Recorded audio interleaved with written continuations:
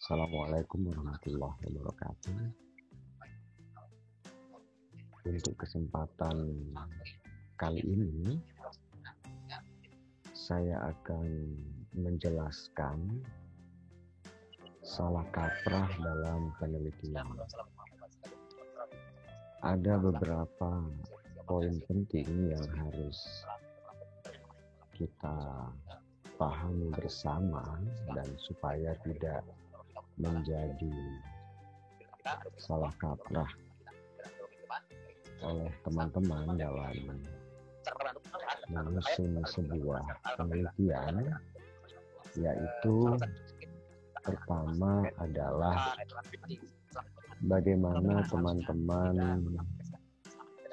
merumuskan sebuah tema penelitian. Akan lebih baik dalam sebuah tema penelitian, teman-teman tentunya menelusuri fakta, ataupun teman-teman harus menemukan sebuah permasalahan. Tidak mungkin teman-teman ini langsung dalam menyusun skripsi itu mencari judul, tetapi teman-teman harus memperoleh sebuah masalah. Nah, dari masalah ataupun dari permasalahan itulah nanti akan muncul sebuah tema penelitian.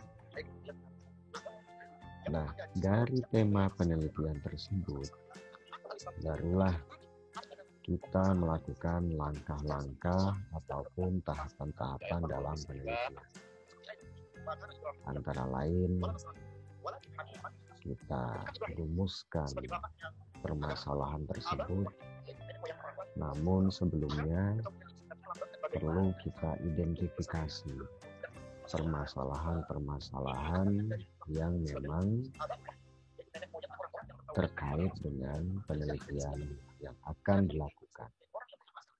Terkadang, nah ini juga perlu diperhatikan ya, terkadang identifikasi permasalahan kurang sinkron atau tidak terkait, tidak memiliki relevan dengan tema yang diteliti.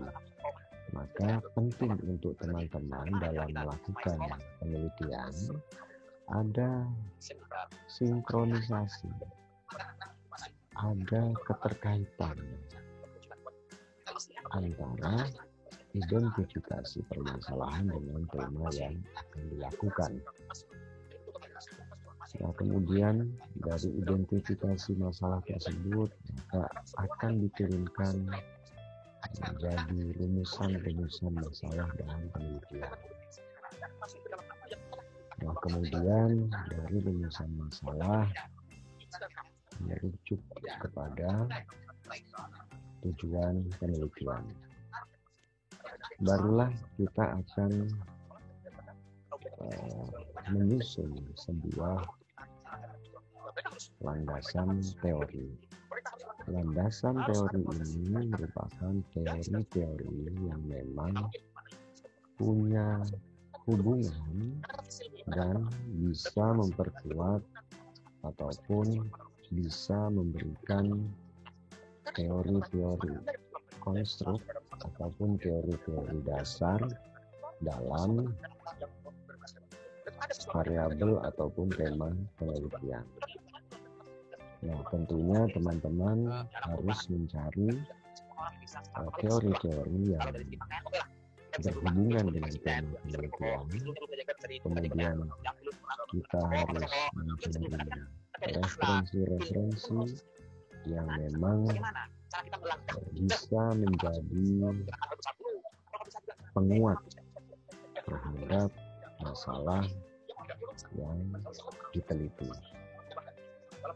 Nah, tentunya teman-teman harus mencari referensi ataupun jurnal-jurnal yang representatif, jurnal-jurnal yang memiliki kesahihan ataupun jurnal-jurnal yang memiliki indeks terpercaya seperti indeks Scopus, Sinta, OAJ, dan sebagainya. Nah, dari teori dan jurnal yang teman-teman gunakan, maka nanti akan merujuk pada kerangka berpikir. Nah, disinilah pada poin kerangka berpikir ini, teman-teman harus membuat sebuah konstruk pemikiran bagaimana mengkaitkan hubungan antar variabel yang diteliti. Nah, konstruk kerangka pikir tersebut tentunya berasal dari teori-teori yang teman-teman gunakan dan jurnal-jurnal ataupun penelitian-penelitian terdahulu yang relevan. Barulah setelah kerangka berpikir dijelaskan dan diuraikan, maka jika pada penelitian kuantitatif, maka akan muncul sebuah hipotesis atau jawaban sementara atau dugaan jawaban sementara terhadap tema yang akan diteliti. Nah, kemudian berlanjut pada metodologi penelitian. Nah, metodologi penelitian di sini merupakan aspek yang sangat penting yang teman-teman harus jeli. Artinya, untuk menjawab ataupun untuk menyelesaikan rumusan masalah yang akan diteliti, tentunya teman-teman menggunakan alat, metode yang tepat. Nah, apakah jenis penelitian tersebut adalah penelitian dengan pendekatan kuantitatif ataupun dengan pendekatan kualitatif? Tentunya teman-teman yang bisa memilih apa jenis penelitian yang akan digunakan.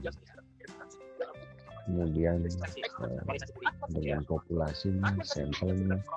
Nah, pada populasi, teman-teman harus menjelaskan secara detail berapa jumlah populasi yang ada. Kemudian penentuan sampelnya dan tekniknya. Kemudian bagaimana sumber data yang digunakan. Kemudian bagaimana metode pengumpulan data. Nah, tentunya metode pengumpulan data ini teman-teman bisa menggunakan observasi ataupun teman-teman menggunakan metode angket. Nah, kemudian pada tahapan selanjutnya yaitu teknik analisis data. Jadi ketika teman-teman memperoleh data dari sumber datanya, misalnya sumber datanya data primer, yaitu dengan metode dengan mengumpulkan data dari angket, maka tentunya data tersebut harus dianalisis. Nah, banyak teknik yang bisa digunakan. Teman-teman bisa menggunakan teknik diffuse, SPSS, PLS, SEM, dan sebagainya. Tentunya dengan menyesuaikan teknik analisis data tersebut dengan masalah yang diteliti. Nah, keseluruhan dari pendahuluan yaitu bab 1, permasalahan, identifikasi, rumusan, tujuan, sampai ke metodologinya, itu harus sejalur. Jadi penelitiannya ini harus sesuai tahapannya, jangan sampai ada tahapan-tahapan yang tidak nyambung. Oke, terima kasih teman-teman. Cukup sekian dulu penjelasan saya. Assalamualaikum warahmatullahi wabarakatuh.